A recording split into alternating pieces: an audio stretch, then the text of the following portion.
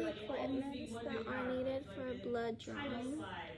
We'll need a pair of gloves, cotton ball, and tape. After you have finished drawing blood, you put the cotton ball on, and then you put the tape on to help with the bleeding, and a sterilization bag for the tubes, lab tubes of blood. You put the lab tubes of blood in the sterilization bag and then send it to the lab, as well as a tourniquet.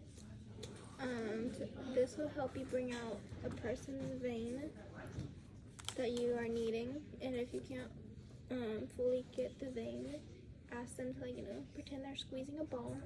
Alcohol wipe. I'm gonna go over what each of the needles are and what they are used for. Okay, so the first set of punctures that I'm gonna go over is the Sterling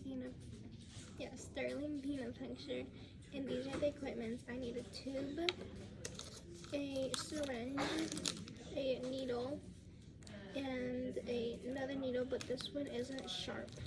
So I would open this, I would uncap this, I would twist it on, and then after I finish drawing the blood, the amount of blood that I'm supposed to draw in, I would put the safety on, take this off, apply this one on, twist it on, and there is a rubber middle center that I puncture through, and the blood from the syringe will go through, and then it will go right into the lab tube, and I will put it in a biohazard bag and send it right into the lab.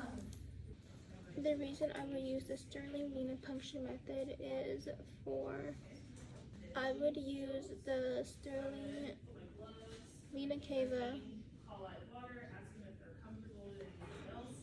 wrong word. Okay, I would use the Sterling venipuncture method for lab reasons, such as lab testing. I would need to draw blood to take it to the lab so they can do some tests on it. The next method is the vacuum cleaner, and pretty much what you do is there is two parts of the needle.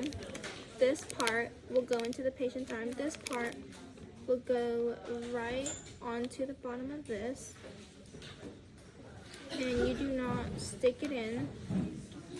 You just sit it there. You stick this in, but you do not push the lab bottle in. And then when you are drawing blood,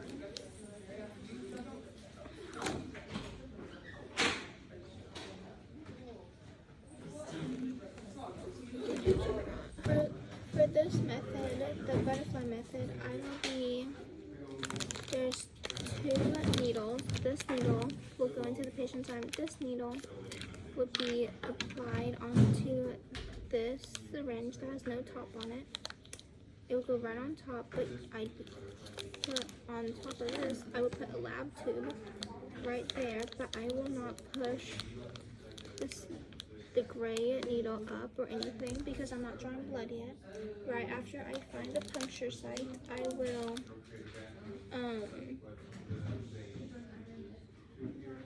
will push this part up so the blood will flow into here, and then do my final skill, finishing skill.